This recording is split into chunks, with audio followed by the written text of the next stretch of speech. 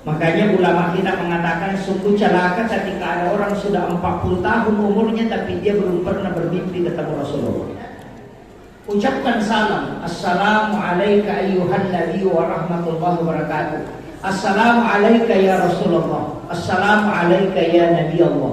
Assalamualaikum ya Habib Allah. Assalatu wassalamu alaika ya Rasulullah. Kemudian minta, ya Allah, aku mohon kepadamu, aku ingin bertemu dengan baginda Rasulullah, walaupun hanya dalam mimpi. Minta itu sebelum kita tidur.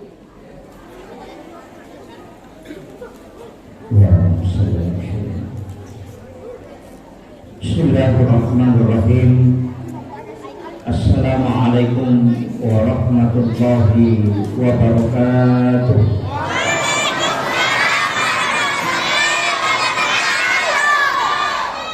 Maulaya salli wa sallim daiman abada ala habibika khairil khalqi kullihim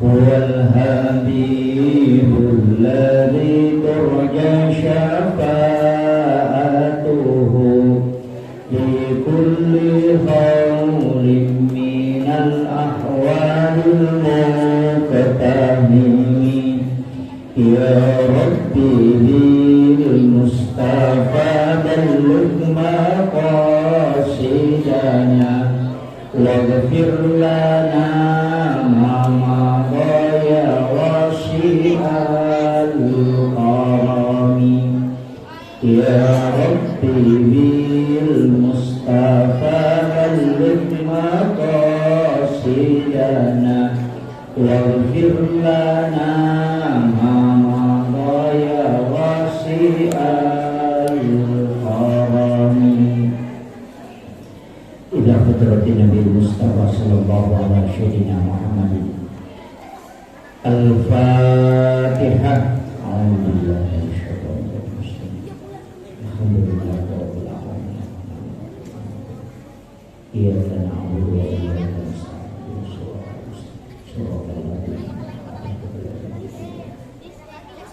Amin. Allahumma nawwir qulubana wa quluba jami'i man hadara fi majlisina hadha bi nuril ma'rifah wa ilmil muqarrashah wal basir wal iman wal islam. Ya Fattahu ya Alim, iftah qulubana wa qulubahum futuhal arifin. Rabbana iftah bainana wa baina qaumina bil haqqi wa anta khairul fatihin. Amin amin ya rabbal alamin. Alhamdulillah, alhamdulillah rabbil alamin. Wassalatu wassalamu ala asyrafil anbiya'i wal mursalin Sayyidina wa maulana wa habibina wa syafi'ina wa ala alihi wa ashabihi wa sahabatihi ajma'in. Allahumma salli ala sayyidina Muhammadin tibbil qulubi wa dawaiha wa afiyatil abdani wa shifaiha wa nuril absari wa diyaiha wa ala alihi wa sahbihi wa sallam. Yang kami muliakan dan kami ta'zimi sahabat kami Afinal Fadil Al-Mukarram Ustaz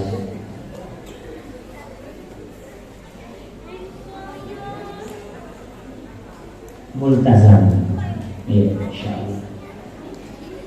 Yang kami muliakan Bapak Wakapolres, alhamdulillah beliau masih muda, insyaallah. Semoga Allah memberikan keberkahan hidup pada beliau dalam mengembang tugas di tempat kita. Yang kami muliakan dan kami ta'zimi Bapak Kapolsek Pulau serta seluruh dari pejabat pemerintah hadir di tengah-tengah kita, Bapak Babinsa, insyaallah. Terima kasih Pak.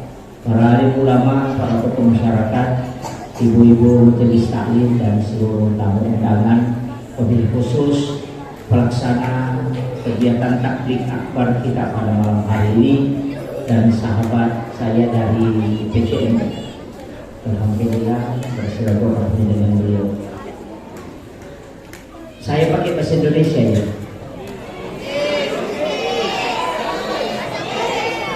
Oh, Yang tidak mengerti bahasa Bugis ada? Cuma satu. Awak yang tidak mengerti bahasa Bugis, Pak.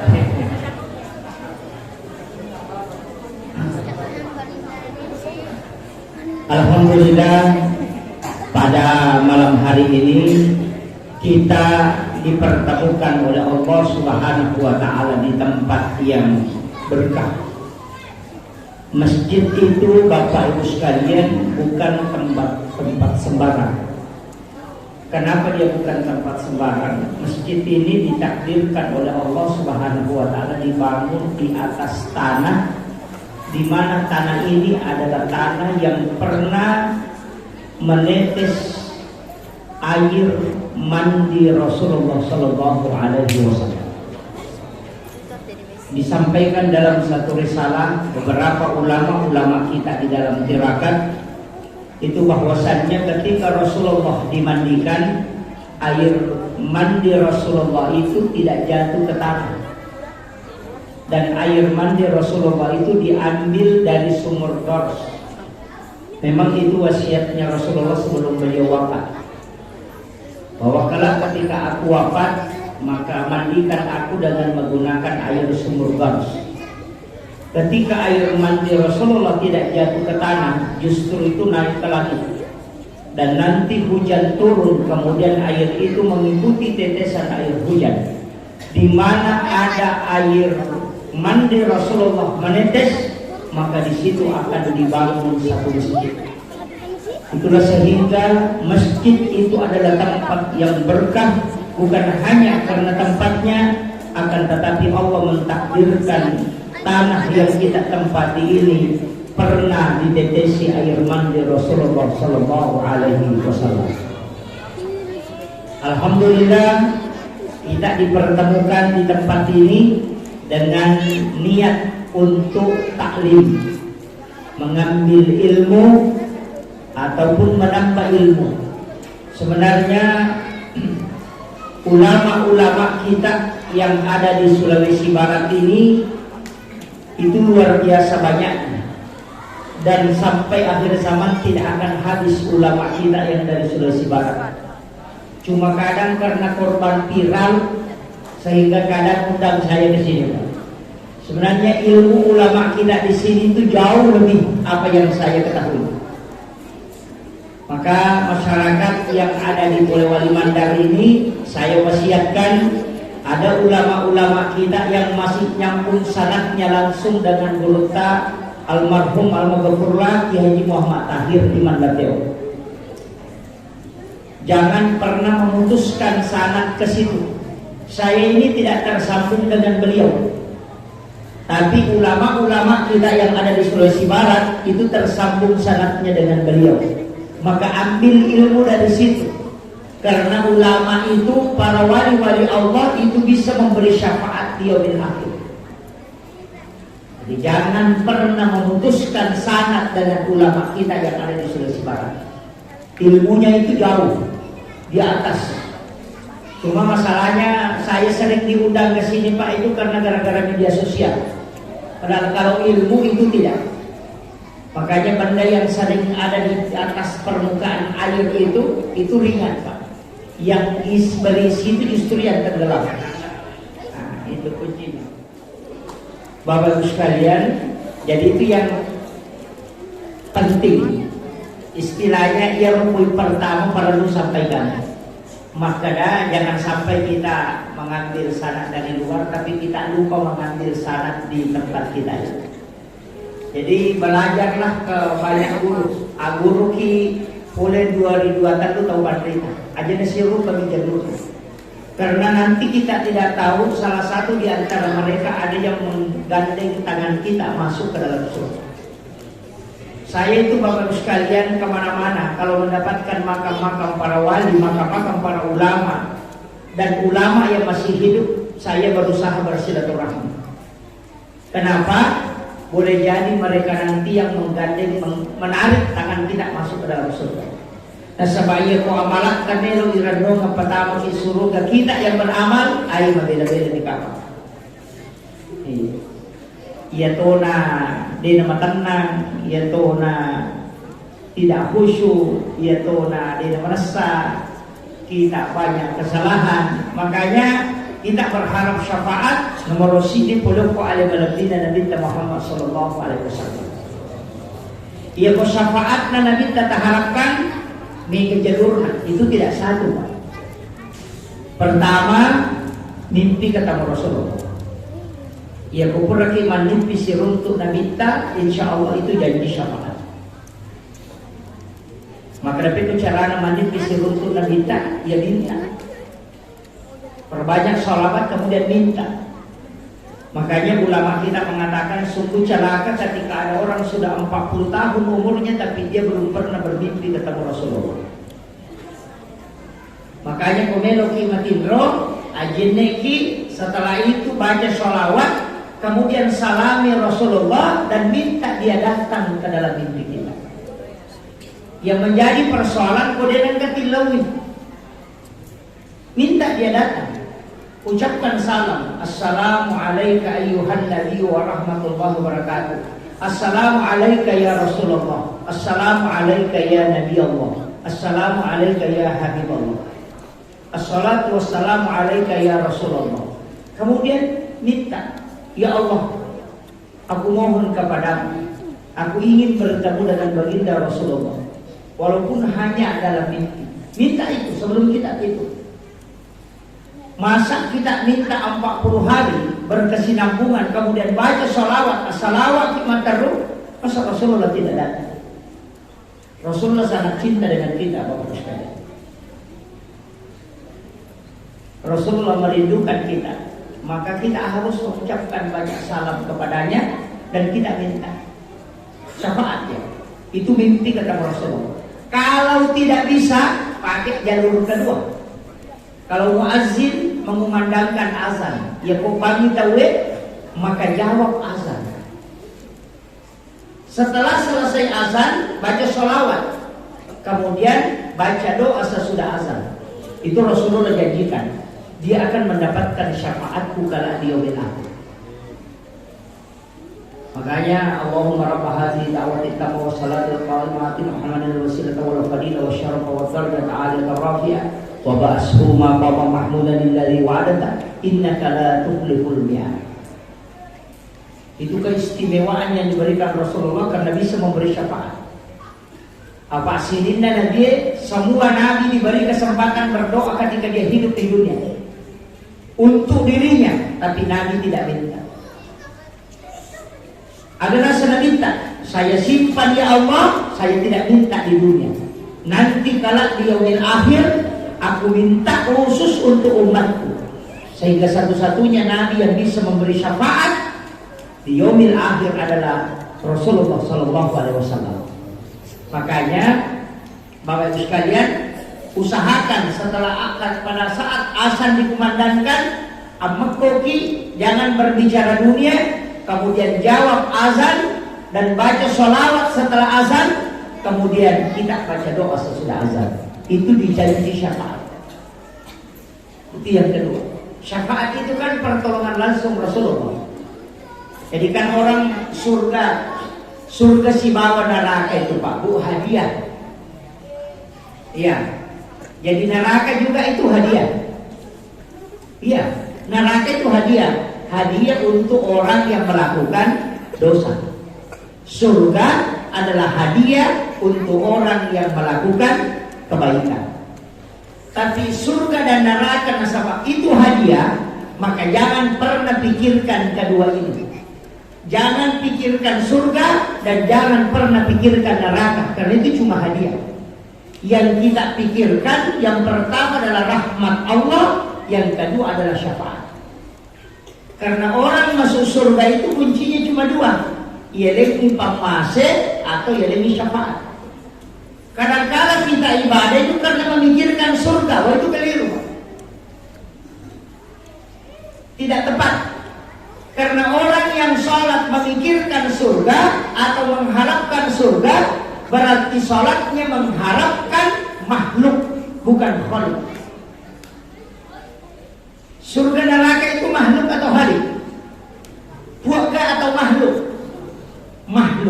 Padahal kita dalam sholat mengatakan inna sholati wa nusuki wa mahyaya wa mamati lillahi rabbil alamin, bukan mengatakan lil jannah.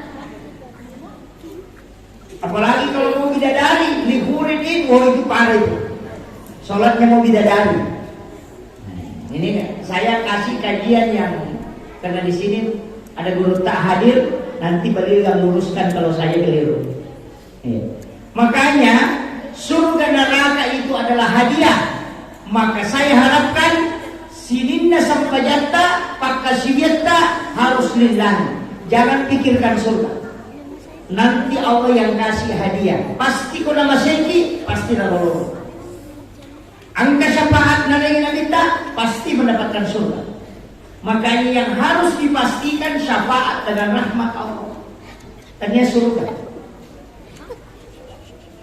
Makanya maka lillahi rabbil alamin. Ini kuncinya. Kita tuh sampai ke pandai kata pembebasan pajak selalu diucapkan itu ilahi anta maksudi wa ridhaka anta matlub. Ilahi anta maksudi, ini mimpi wakatan. Bukan surga, bukan neraka, bukan bidadari. Pahala tidak ada nilainya pahala. Makanya Rasulullah kan sudah menutup bahwa tidak ada orang masuk surga karena pahalanya. Tidak. Makanya jangan pikirkan pahala untuk memasukkan kita ke surga. Karena orang masuk surga itu karena rahmat Allah. Jadi sebenarnya kita ini dibimbing oleh Nabi, jangan pikirkan jumlah pahala, jangan pikirkan surga neraka, tapi carilah rahmat Allah dan syafaatku, karena itu kunci kalau kamu masuk surga. Dan hidup ini Pak, cuma itu. Makanya ulama itu kalau sudah makamnya tinggi, kalau dihina itu tidak ada mas persoalan. Karena dia mengatakan ya manusia memang begitu. Selalu menilai yang nampak. Hari ini melihat orang melanggar, padahal orang itu mungkin di tengah malam dia sudah bangun tahajud taubat di hadapan Allah. Besoknya kita masih mencaci. Padahal itu orang sudah dimaafkan oleh Allah. Sering kita begitu. Ada orang punya kesalahan sekali, padahal dia sudah sholat taubat.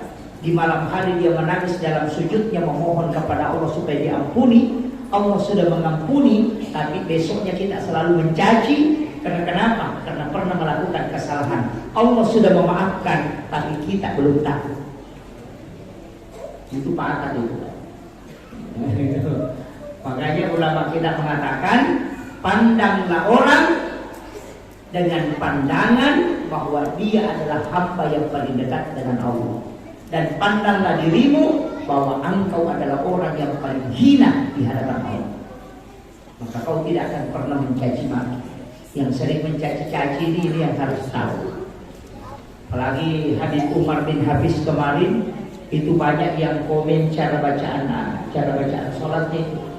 Ketika dia baca Al-Quran, banyak mengatakan, oh ini yang ternyata ulama wali yang bacanya seperti ini. Saya bilang, Habib Umar itu bisa membaca Al-Quran sebagaimana kita membaca Al-Quran di sini. Tapi sengaja dia tidak membaca seperti itu. Dia membaca sesuai dengan dialek yang disahkan dalam Islam. Makanya ada kan qiraat. Dia membaca dengan qiraatnya. Itu demi menjaga ilmu. Nakodangi maka dalam kato baca makwa modelnya. Angkato baca makwa modelnya. Yang pakai ini tetap sah. Cuma karena orang banyak terbatas ilmunya, menyalahkan orang pintar. Ini apa ya? Makanya ini kongkai mata pernah ada waktu maka ada masalah ini. Iya. Karena baru saja dengar, padahal itu masuk dalam qiraat. Wadduha wal laili sasaja ma waddaka rabbuka wa ma qala walal akhiratu khairul laka minal ula wa sawfa yu'tika rabbuka fatarda. Kan begitu. Yang kena makanan. Imas salah, padahal tidak salah. Dia benar. Cuma kita yang kurang ilmu. Itu pentingnya taklim, pentingnya belajar. Saya melihat di media sosial itu, oh banyak yang mencaci. Saya bilang ini nanti malu sendiri ketika dia belajar. Hanya saya wasiatkan banyak belajar.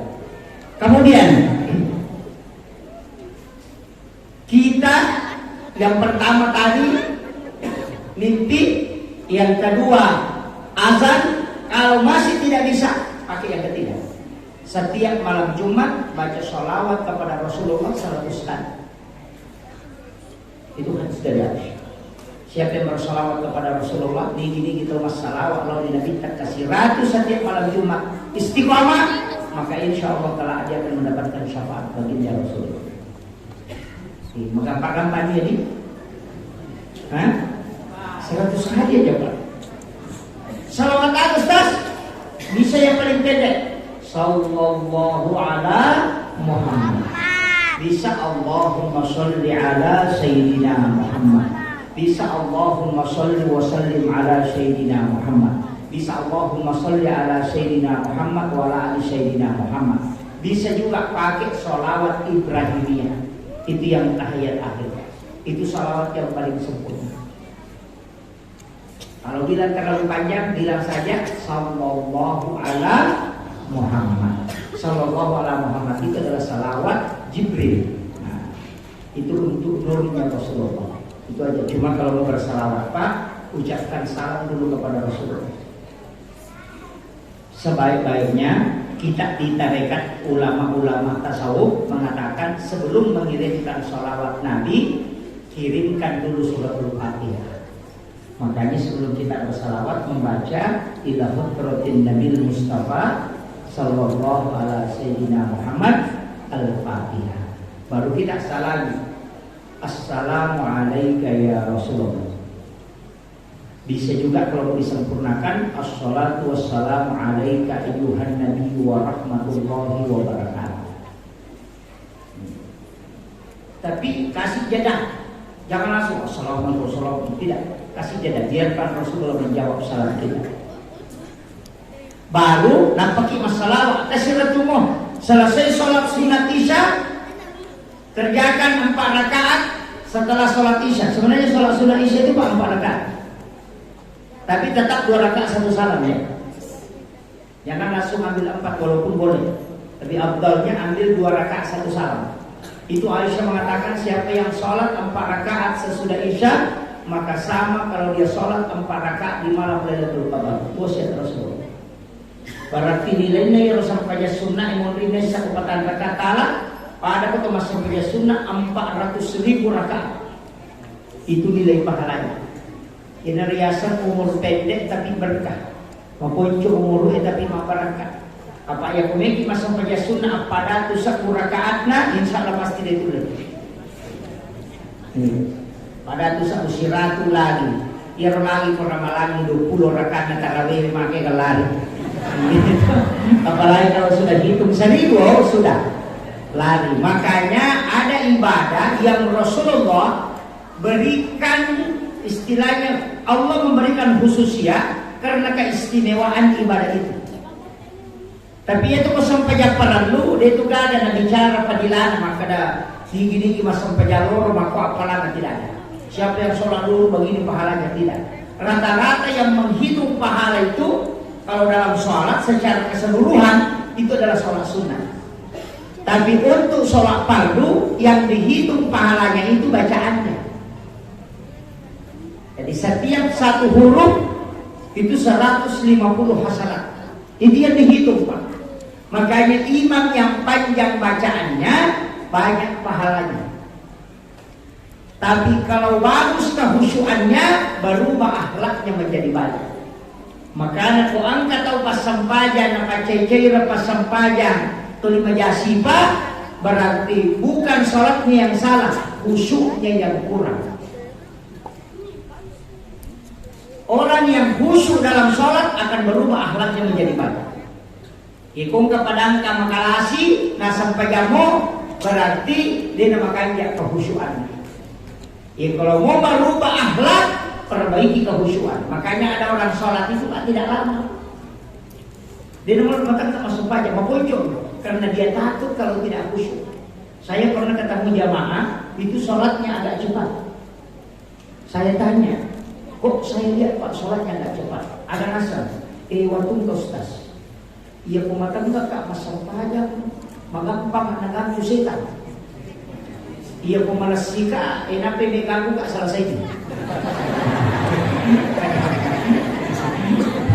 Itu alasannya itu. Katanya kalau saya sholat agak lambat itu justru setan itu udah mengganggu saya itu. Tapi kalau saya sholat agak cepat, itu setan baru mau ganggu saya sudah selesai sholat. Makanya setannya tidak punya kesempatan mengganggu. Jadi ada orang itu sholat dan terlalu lama. Kenapa? Karena dia tidak mau kalau terganggu. Yang penting ada tuh madinanya. Jadi semua orang punya alasan. Semua orang punya alasan. Jadi maka cucu tuh seni. Saya tidak salahkan. Jadi makanya saya sampaikan begini. Dalam agama ini memang harus kita tanyakan dulu. Jadi masalah tahu. Ayat kemarin ada orang langsung mengatakan terus dasar-dasarnya. Tak terlupa itu.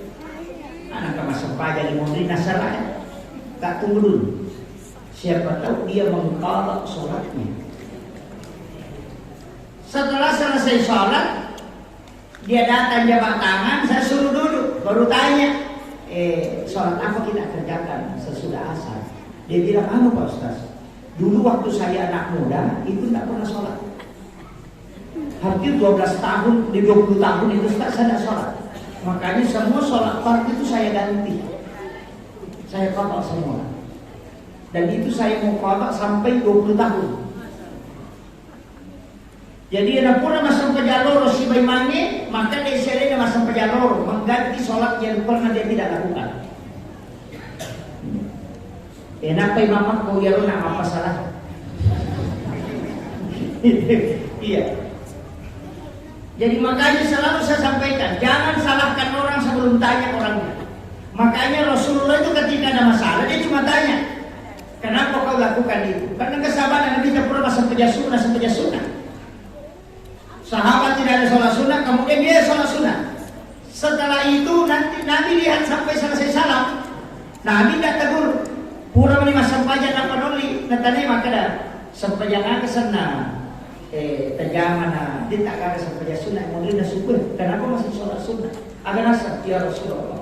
Saya baru kerjakan sholat sunnah sebelum subuh. Matiin rokat kasih unak nanti bisa di. Kamu menilai apa tak bisa di. Nanti kan kau salah dia sampai sunnah. Saya tidak pernah tinggalkan ini sholat sunnah subuh. Sehingga saya mengkawal baru saya kerjakan. Nabi itu mengusap lengannya baru tersenyum kemudian pergi. Sehingga ulama mengatakan itu hadis takrir dibolehkan. Karena diamnya Nabi itu boleh dilakukan. Tapi yang diwat itu masa sampai sunnah mulai subuh sampai sunnah narekku istiqomah ini masa sampai sunnah subuh. Ya di kode aja bawaannya. Ya, ini penting. Sholat sunnah subuh itu kan memang 2 rakaat aja Bu. Cuma mana memang dalam hadis itu kan ada 2 rakaatanil fajri. Hadis yang kedua mengatakan rakaatani qablal fajar. Itu kan ada 2 hadis itu. Ada yang mengatakan rakaatanil fajri khairun minad dunya wa ma fiha. Ada juga hadis mengatakan rakaatani qablal fajar. Sehingga dia mengatakan ada sholat sunnah sebelum azan subuh. Dan sholat sunnah fajar itu adalah sholat sunnah sebelum azan subuh. Dan sholat ada yang mengatakan tidak setelah azan subuh. Makanya 2 versi.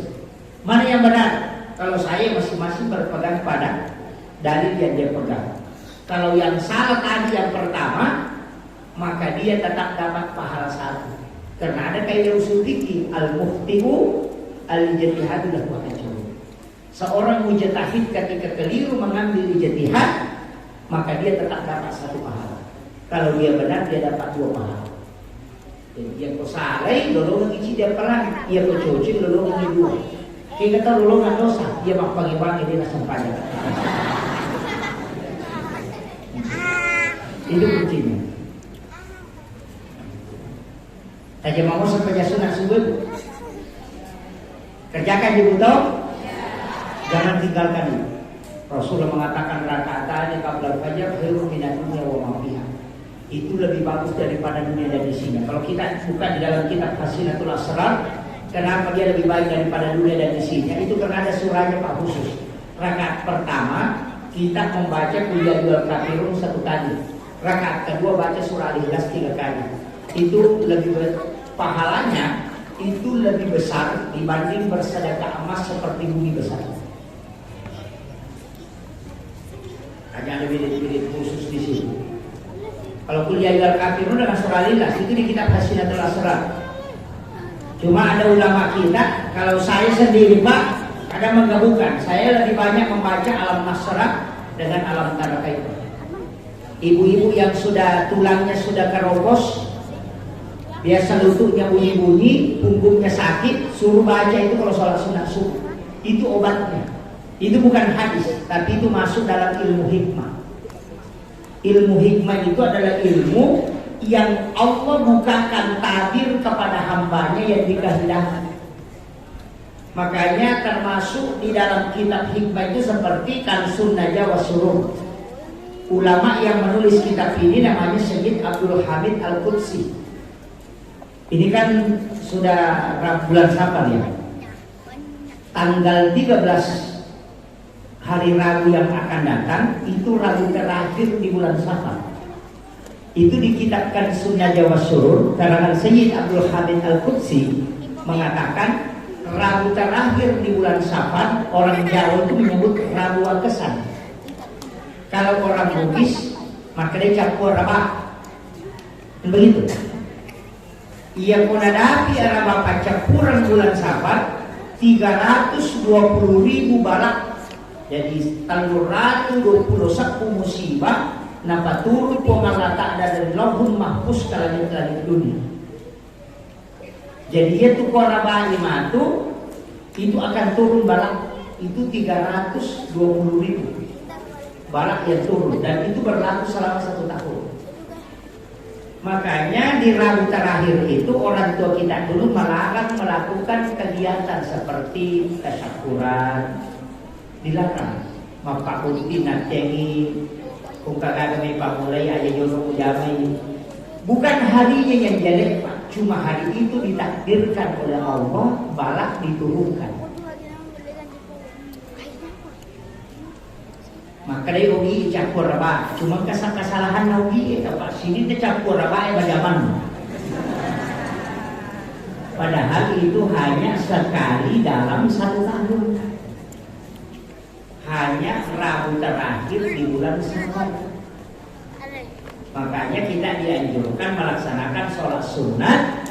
Sholat sunat itu bisa di sholat sunat duha, bisa juga diambil sholat sunat tahajud, bisa juga diambil sholat sunat mutlak. Cuma bacaan surah yang dianjurkan, yang pertama pada rakaat pertama adalah surah Al-Kautsar 17 kali, pada rakaat kedua sesudah Fatihah Al-Ikhlas 15 kali, baru dibaca Qul Surabil Falaq dan Qul Surabil Nas masing-masing 1 kali.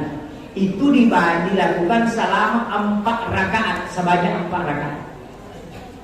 Itu di hari Rabu itu. Jadi kalau kita jam ayoko sampai sunat naloroe, tapi ya rotal pengupu. Rakaat pertama inna a'tayna ke 10 pintu, rakaat kedua puluhan lawa ke 10 nampak al-mu'awwisatain. Kalau Surabil Falaq, kalau Surabil Nas masing-masing 1 kali. Rakaat keduanya maka dia sikit malai. Setelah salam ambil lagi inna a'tayna lagi 17 kali. Jadi makro 4 rakaat. Jadi bisa kita kerjakan di sholat sunat duhur. Ini akan sampai sunnah imunrina loroe, tapi real pemumpu untuk patolak bala. Itu terhindar dari penyakit. Itu ilmunya ulama-ulama tasawuf, ulama hikmah. Makanya disebut dalam kitab Kanzun Najah wa Surur yang ditulis oleh Syekh Abdul Hamid Al-Qudsi. Kalau orang Jawa mengatakan Rabu Kesan. Nah, ya naro nak kada aja sama Pak Buti ke campur rabai, aja sama Pak. Sebenarnya bukan harinya yang jelek Pak. Pada pun kalau ada jalur di sini, ada lorong juga di sini. Lorong di sini ada anjing, entah semimana lorong. Ya punya lorong toki. Kalau lewat sini tidak ada, sehingga dia semakna aja mulai berlalu di meja. Bukan jalanan yang jelek, anjingnya yang danas. Sama tadi dengan harinya, bukan harinya yang jelek, tapi ditakdirkan oleh Allah turun bala pada hari itu. Sebenarnya kalau kita mau ambil Pak, semua bukan dalam 1 tahun, 24 jam saja ada waktu kita dilarang berkeliaran. Mana? Menjelang matahari tenggelam. Itu dilarang. Anak-anak kita disuruh masuk ke dalam rumah. Enggak boleh. Jangan sampai melihat matahari yang memerah itu sampai tenggelam. Karena itu tanduk setan. Makanya jin di situ menyembah. Cuma anak-anak kita justru kalau mau tenggelam selfie. Sunset gara. Justru dilarang dalam agama. Anak-anak kita ketika matahari mau tenggelam, suruh masuk di dalam rumah, jangan biarkan dia bermain, supaya dia tidak diganggu oleh makhluk halus, jin. Tutup jendelamu, tutup pintumu, sehingga mereka jin-jin itu tidak masuk. Karena waktunya dia keluar. Makanya sholat pun dilarang pada waktu itu. Jadi, ibadah yang paling bagus adalah sholat, tapi kenapa dia dilarang? Saking tidak bisanya melakukan aktivitas di situ, makanya jangan, diam saja. Yang dibolehkan dalam ulama hikmah itu membaca 4 surah. Wal-lail, wasyams, qul a'udzu falaq, qul a'udzu nas. Ya kumacala di mata nasibiro labu baca 4 surah. Siapa yang mengamalkan ini maka rezekinya itu seperti air hujan, tidak terputus. Ya kumeki ya dalek denapat tu dalek mengalir terus. Sampai kita pun bendung itu Pak, insya Allah masih terus. Orang berusaha membendung rezeki kita, ada saja jalan itu datang. Amalkan 4 surah ini ketika matahari tenggelam. Apa lama? Yang penting nama surahnya dihafal. Ya kalau hafal nama surahnya kan enak. Itu surah ke-91 dan 92. Jadi wasyams dengan wal-lail. Kemudian yang kedua, kalau yang ketiga, kalau surah Al-Falaq dan yang keempat kalau surah An-Nas. Jadi itu wasyams dengan wal-lail itu berdempetan. 2 surah berdekatan. Kalau surah Al-Falaq, kalau surah An-Nas juga berdempetan. Jadi itu 4 surah yang dibaca. Kalau anak masih sekolah, suruh amalkan itu, akan diberikan kecerdasan dari segala lini. Mudah memahami ilmu itu. Itu di kitab-kitab hikmah itu dianjurkan. Kemudian waktu itu kan, kemudian waktu menjelang terbitnya matahari, itu juga kita dilarang berkeliaran. Makanya sering banyak orang kena musibah kecelakaan di situ. Sitongan atau pandita anak makadai, orang tua dulu sudah mengatakan, ayak musalai masigi pupusamoko supaya dia nak pusai kodale. Artinya, kukura ki masam pada subuh, pita-pita naik nampak kirewa.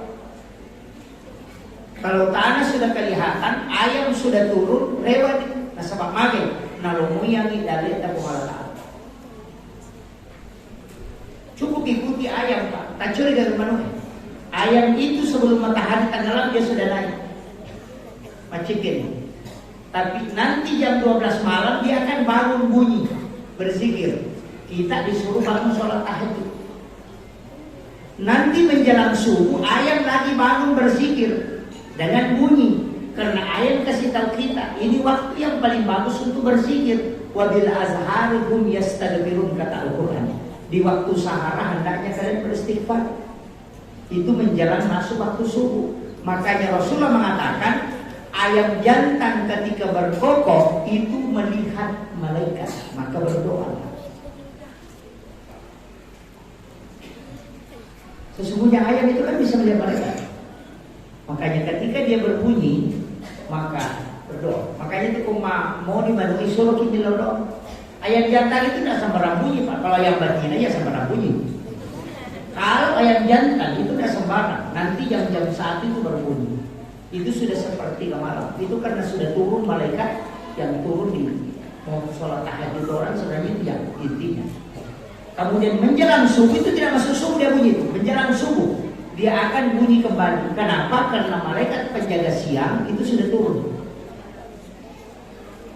Makanya sholat subuh disaksikan para malaikat, karena malaikat penjaga malam dan penjaga siang ketemu di subuh hari. Kenapa sedekah subuh itu istimewa? Karena di situ kuncinya. Disaksikan dua kelompok malaikat. Kalau bapak sedekah di waktu duha itu tidak sama ketika subuh. Sedekah 100.000 di waktu duhur, kemudian sedekah 50.000 di waktu subuh, itu tidak sama. Kita mengatakan besar nilainya, oh iya, tapi malaikat yang mendoakan sedikit. Makanya kenapa Rasulullah menyuruh kita sedekah subuh, dan biar tidak banyak, biar 1.000 rupiah yang penting rutin, daripada 50.000 cuma satu kali satu bulan. Karena ada yang begitu. Nah saya dia ulus tas daripada subuh-subuh petak-petakon, tas 50 saku cicak kawan, bagus. Tapi malaikat itu Pak kan seperti komputer. Malaikat itu seperti komputer. Kalau kita sedekah dia berdoa, kalau tidak dia diam juga. Jadi malaikat cuma bilang kalau sedekah tanggal 1 malaikat berdoa. Baru dia kasih tamannya, kita istirahat. Nanti tanggal 1 berikutnya baru didoakan. Begitu. Ya naruh ampai nabita, maka ada amal kami nana puji Allah Ta'ala, amal yang berkesinambungan. Wa infallah, walaupun sedikit. Jadi aja tak kadamai gede, namun sisa bumi setiap subuh. Kenapa juga kita sedekah subuh? Makanya nabita, sekiranya musibah dengan sedekah bersamaan, itu sedekah tidak pernah didahului oleh musibah. Bikinin mas samangi abala isi bapak sedekah. Dengan karena legono abala, tapi pasti dah keto di legono. Kita tu nak kena sedekah tu tak ada faul bala.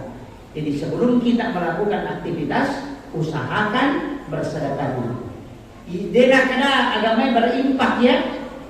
Ingat, Nabi tidak mengatakan berimpak, tapi Nabi mengatakan bersedekah. Kalau impak itu harta, kalau sedekah bisa bukan harta.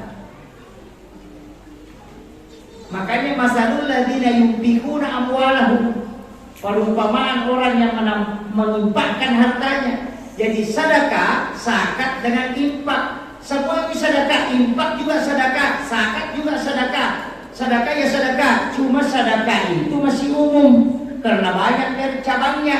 Mendoakan orang itu sedekah. Mengirimkan Fatihah kepada orang yang meninggal itu sedekah. Orang hidup dikirimkan Fatihah itu sedekah. Memberi minum kepada anjing dan binatang itu sedekah. Tersenyum kepada sesaudara muslim itu sedekah. Jadi itu tidak ada modalnya Pak, cuma mulut saja dikasih piring. Itu sudah dapat ilmu. Iya, karena tabassum kabiyahi kalau kesedekah. Dicawa-cawa cak dulu pada murupa tahu karena kesenangan itu sedekah. Jadi cawa-cawa ya, dicawa-cawa. Apa sih salah di cawa-cawa? Si babi cawa-cawa. Dia kui cawa-cawa kiru begini. Nah, ini cawa-cawa dia tuh. Beda. Tersenyum karena bahasa yang membuat orang senang itu senyum Pak. Iya. Mereka tuh kalau bebas sepanak naya, makanya nanti kau nasa deh bicara-cara atau siapa. Dia tuh kayak deh. Mana mau kayak dia itu sudah itu. Itu kan, nah begitu. Dari situlah sehingga semua foto caleg itu tersenyum di pohon kayu.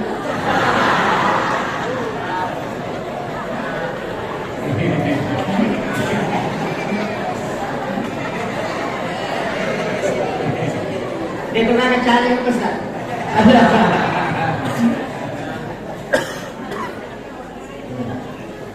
Nggak ada foto cari dia nggak tersenyum. Itu tabassum kabiyahi kalau sedekah. Makanya saya kalau ada cari di sini rajin sedekah. Apa namu mah gajah si Pak Eva, kumabas sakit tetap kia nggak tahu kaja. Ya kung kaparema Pak 50 kalau maju parema, kalau masuk itu 5 bagi-bagi, tapi maksudnya kaja peyan pada 50 tak kiri. Iya. Itu aja kuncinya.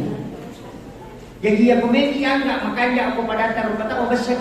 Makanya sekarang banyak orang yang melakukan dosa besar, kemudian dia bagi-bagi, masyarakat kadang menghargainya. Iya. Narkoba, dari penjualan narkoba kemudian dia sedekah, kemudian orang memuliakan dia.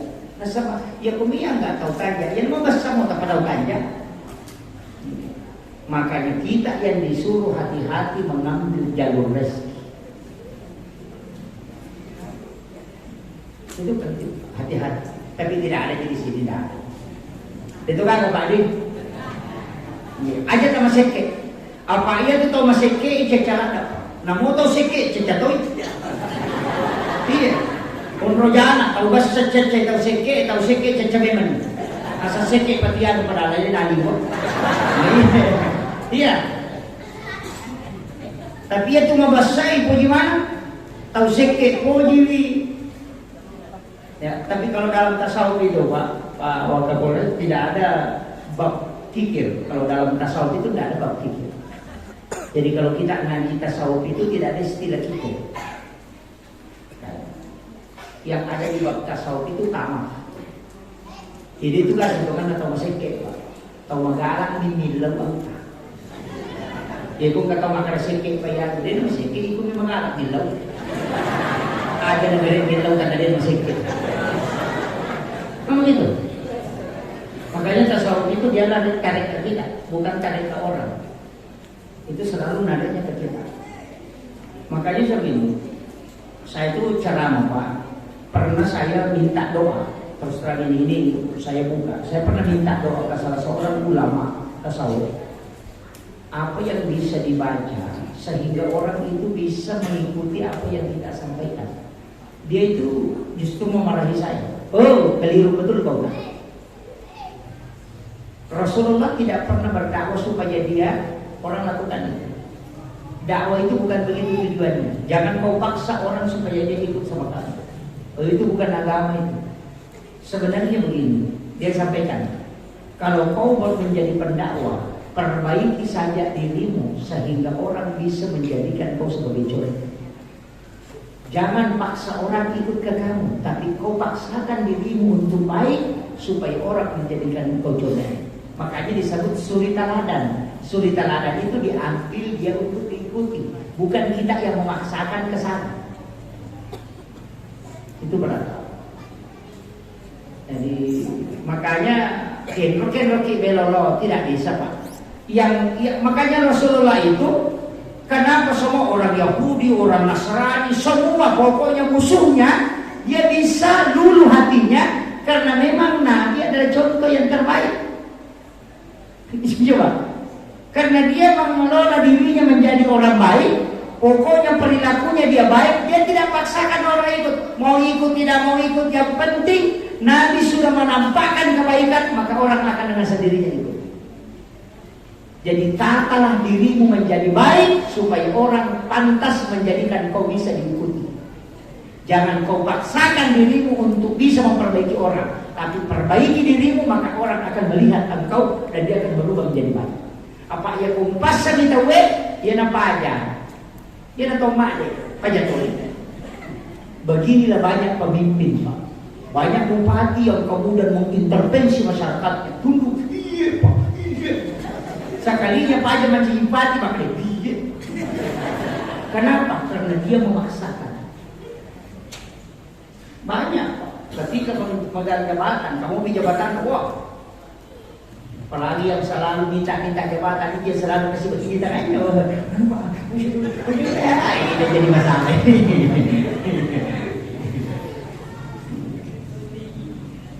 Hati-hati. Kemudian saya tadi kasih tahu, ini sudah berapa menit? Saya tidak bilang mau berhenti, saya ini sudah 1 jam Pak ya. Pas 1 jam ini sudah. Makanya saya tidak lihat jam itu langsung bisa tahu 1 jam Pak. Jangan mata kau bagi kue sejam. Ukurannya kalau sudah mulai dihidu ini sudah 1 jam. Saya kasih tahu ini. Jadi ya syafaat. Kalau kita tidak bisa dapat, cari rahmat Allah. Kalau masih ada pengalatan, saya kasih tahu satu amalan. Jangan pernah tinggalkan ini, Pak. Sholat sunat duha di awal waktu. Rakaat pertama sesudah Fatihah baca ayat kursi 10 kali. Rakaat kedua sesudah Fatihah baca surah Al-Ikhlas 10 kali. Rasulullah menyampaikan, ini hadis dari Malik. Ini hadis marfu. Rasul mengatakan, siapa yang melaksanakan sholat 2 rakaat ini dengan cara seperti itu tadi, rakaat pertama sholat sunat duha ya, di awal waktu sekitar jam 6:30 atau sekitar jam 7 lah. Masuk kerja sunat duha kibar rekam. Rakaat pertama sesudah Fatihah baca ayat kursi angka 10. Rakaat kedua sesudah Fatihah baca ayat keluar lagu ke 10. Itu pasti orang itu kata Nabi masuk dalam rahmat Allah. Pasti itu dia masih. Makanya Rasulullah itu salat duha di awal waktu. 2 rakaat dulu dia pisah. Nanti sekitar jam-jam 8:30 jam 9 baru dia kerjakan lagi.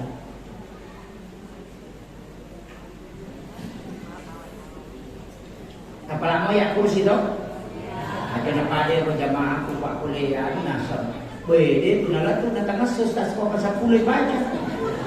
Kadang-kadang ada naruh nasab ni surah Yasin. Makanya kayak kursi nasab surah Yasin nasab pasal kuliah baca sudah tu tengah sore selesai tu. Kayak kursi itu pendek sekali. Ya. Jadi itu aja surah Al-Ikhlas diulang itu, insya Allah. Nabi tamakkan siapa yang melakukan itu maka orang itu masuk dalam rahmat Allah. Ya kumane yaitu jaminan surga. Ya nanti nak kena tahu padre jamalalu ina namuji bisa umur hidup. Yang penting pula menjalani sampai janji. Apalagi kalau kita mampu setiap hari, oh luar biasa. Makanya dia tuh kalau dilari ke program sampai subuh, onroki masih gitu.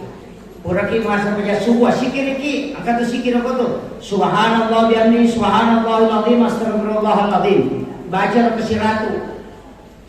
Ya, baca la ilaha illallah kasyaga 166 kali.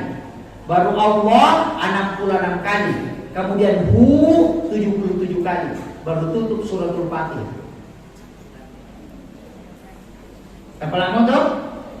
La ilaha illallah. Tak kaya nak la ilaha illallah, la ilaha illallah, la ilaha illallah. Zikir itu ditalaki. La ilaha illallah, la ilaha illallah. Itu pasti merinding. Kemudian kalau Allah kasih lipat sedikit lidah. Allah, Allah, Allah. Itu 66. Kemudian hu sebenarnya itu hu Allah. Hu itu 77. Baru itu suratul Fatihah. Amalkan itu. Biar lo baca. Aja ke masjid jemaah itu apa tutup rumah dari salatan itu pada masuk. Namun subhanallah itu nama baca. Enggak tahu nak baca subhanallah, kalau subhanallah. Alhamdulillah. Allah Akbar. Jadi itu musim. Iya. Kayu mama koro, bayar kau kayu mama laura nak gare mati macuri. Bisa kadang nasab. Meki mangani di Indonesia. Itu masuk. Angkat ucapan apa mana sarangan mau. Tapi kata jamaah kita jago. Nataja pagi ucapan nasa. Kok nasi lalu to nasa.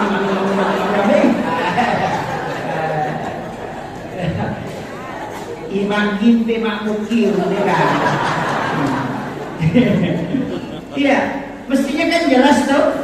Iya, tak pernah saya Allahumma ghafir lil muslimin wal muslimat wal mu'minin wal mu'minat. Iya, kasih kesempatan. Amin. Maru-maru apa ini? Iya, tapi itu kalau benar. Sudah salam dalam sholat, jangan langsung pergi. Kita kita duduk, jangan merubah posisi duduk, tetap pada posisi tahiyat dulu. Baca istighfar 3 kali, karena kita punya kesalahan dalam sholat itu 3. Kesalahan bacaan, kesalahan ingatan, kesalahan gerakan. Makanya istighfar 3 kali. Kemudian baca la ilaha illallah wahdahu la syarika lahu lahul mulku wa lahul hamdu yuhyi wa yumiitu wa ala kulli syai'in qadir.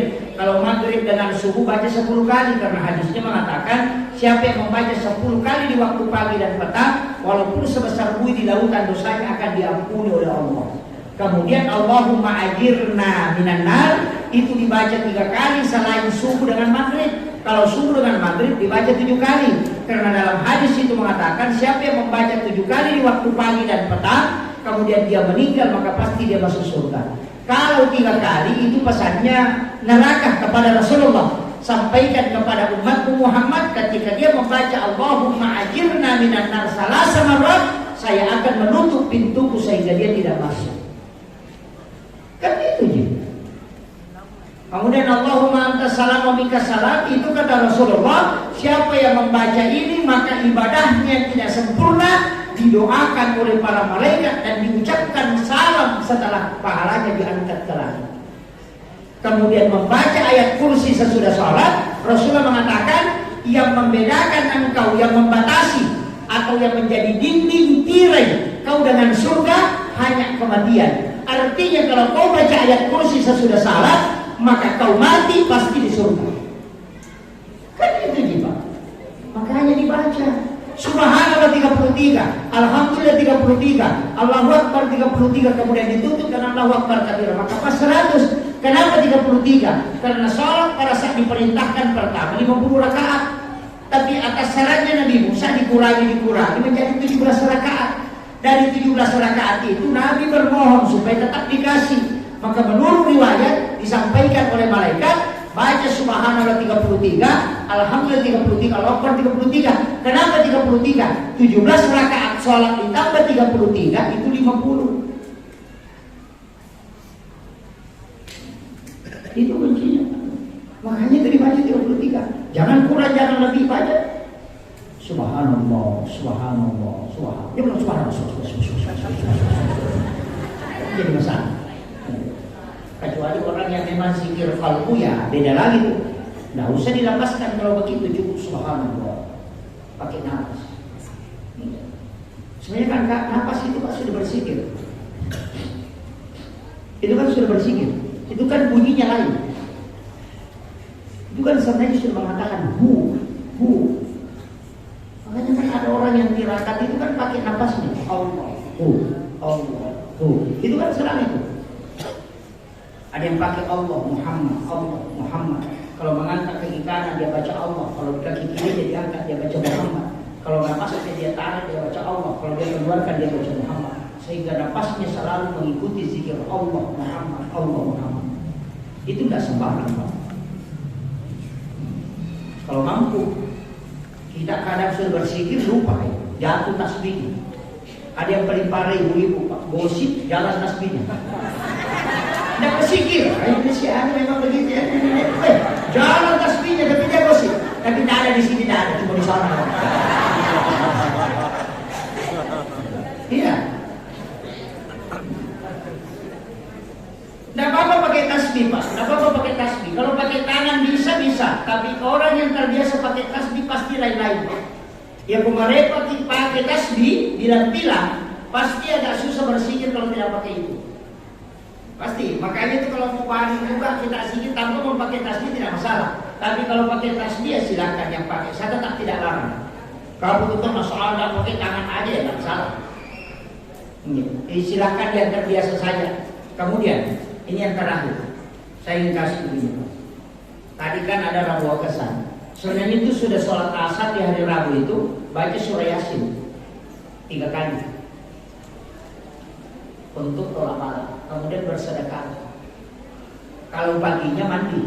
Sebenarnya mandi itu begini, Pak. Ini dalam kitab-kitab ilmu para ulama. Saya kasih tahu, saya bongkar ilmunya ini, Pak. Ilmunya ulama rahasia. Walaupun banyak nanti itu yang bilang kenapa dibuka, saya buka secara umum aja. Di dalam Al-Quran itu kalimat salamun itu ada 7 kali. Salamun qaulan min rabbir rahim, salamun ala Musa, salamun. Itu kan 7 kali. di dalam Al-Quran.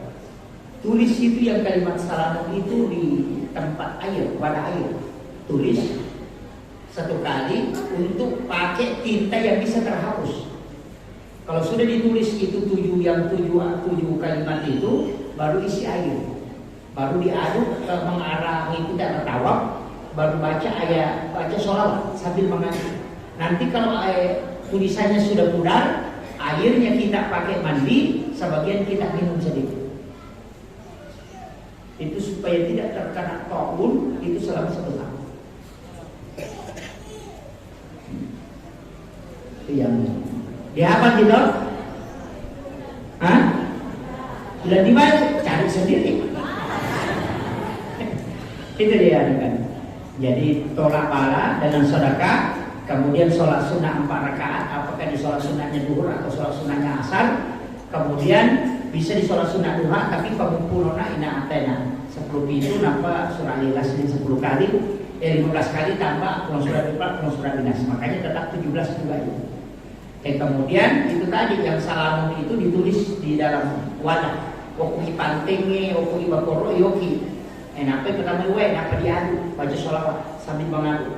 Bisa juga menggunakan tangan mengadu sambil membaca sholawat. Kalau sudah melebur tintanya dengan air, itu diminum sedikit. Kemudian kita mandi sisanya. Makanya disebut mandi rabu kesan. Itu amalan-amalan hikmah. Mega Pak, banyak ilmu hikmah itu yang cuma banyak orang tidak sepakat. Karena ilmu ini ilmu rahasia. Kenapa saya mengatakan rahasia? Karena orang yang dibukakan tadi, saya tidak tahu ilmu itu Pak. Nanti belajar ke ulama baru tahu. Kalau kita cari hadisnya susah.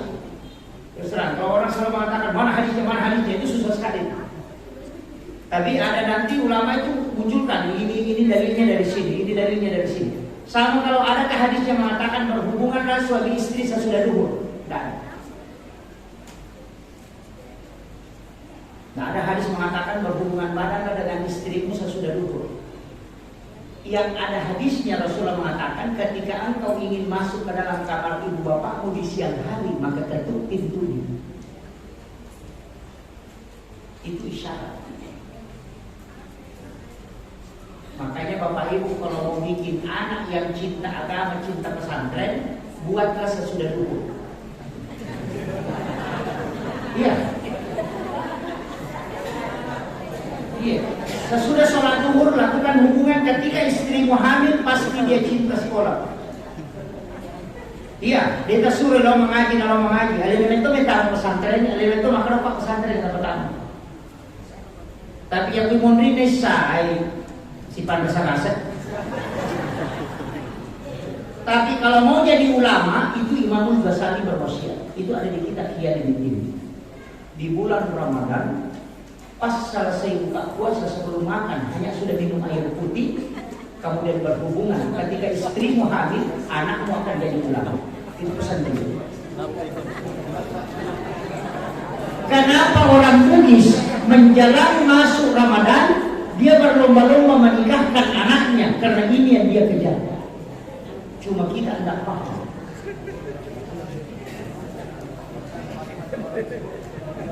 Kalau makanan ini pakai mata malam. Padahal itu di kitab Ihya Ulumuddin Imamul Ghazali bahwa setelah berbuka puasa di bulan Ramadan sebelum makan apa-apa hanya minum air putih, kemudian kau berhubungan ketika istrimu hamil, anakmu itu sangat kemungkinan besar dia bisa jadi wali atau ulama. Itu intinya. Kenapa? Ramadan itu jin sudah diikat. Yang kedua, syahwat itu mulai dicabut.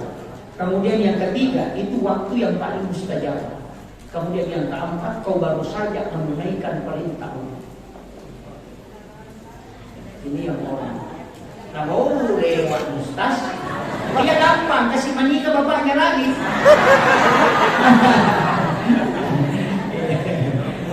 Saya kira ini yang saya wasiatkan Bapak Ibu sekalian. Mudah-mudahan ada hikmahnya. Saya wasiatkan perbaiki ukhuwah. Saya sangat bersedih. Ini penutup.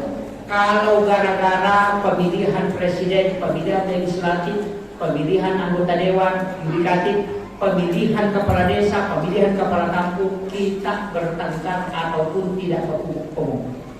ajak lalu kasih salah-salah. Magai semua orang yang mau masuk di anggota dewan itu niatnya untuk memperbaiki kampung dan negara. Jangan sampai niat baiknya, tapi justru kita yang rusak karena saling bertengkar gara-gara mendorong orang yang kita anggap baik. Iya, jangan berkorban meninggalkan agama kita, istilahnya nasakar kita gara-gara ya. Silahkan beritahukan kebaikannya caleg kita masing-masing, presiden calon presiden kita, tapi jangan pernah mengangkat keburukannya orang. Masih banyak kebaikannya di antara. DC-nya tak tahu, aja tak tahu ya tahu. Itu saja. Aja lalu tak pakai wasi salah. Apa aja kau cari emelo pasti salah ki dia tak sewa ada mati. Salah saya pemilihan caleg kasih kepala desa. Salah saya kepala desa kasih presiden. Udah sirmat kasih BPD. Itu 5 pagi-pagi antar dulu. Nah, makanya tahu yang lolongan kadera ini nama berdiisi. Kemudian jangan menerima sogok. Tapi saya kasih tahu Pak Wakapolres, tidak ada dosanya orang yang menerima sogok dan disogok. Saya sudah kaji di dalam agama, saya pernah dapat. Orang yang disogok dan menyogok itu tidak berdosa. Tidak. Makanya kalau ada ustaz mengatakan berdosa itu sampai ini saya sepakat dan saya bertanggung jawab. Makanya yang mau menyogok yang disogok itu tidak ada dosanya, tidak berdosa. Yang hadis itu cuma mengatakan al-raksi wal murtasi pindah, orang disogok dan di menyogok itu sama-sama masuk neraka. Iya. Iya. Iya. Betul. Kan hadisnya mengatakan al-raksi wal murtasi pindah, yang disogok dan menyogok keduanya masuk neraka. Karena berdosa. Kalau berdosa itu bisa bertobat. Makanya dipakai kalimat neraka karena itu ancaman yang paling besar. Kalau dia mengatakan berdosa bisa saja soal sunat taubat. Makanya Allah itu sangat membenci. Kenapa? Karena dia memang tidak inginkan. Jangan gara-gara itu hati nuranimu itu beralih. Ada yang parah. Nah, bilang Pak Ustaz, itadi mina pertanyaan itu dong. Diambil sogokannya, tapi jangan dicoblos. Maka data ia mulai nak pemutodo, taruh orang nakal pasti turun. Tapi yang mulai dapatnya yang mutodo itu orang munafik. Dia tuh munafik, Pak Ibu tamu kau darongin nanti itu darongin. Ini mana? Akhirnya kalian mau berlaku. Assalamualaikum warahmatullahi wabarakatuh.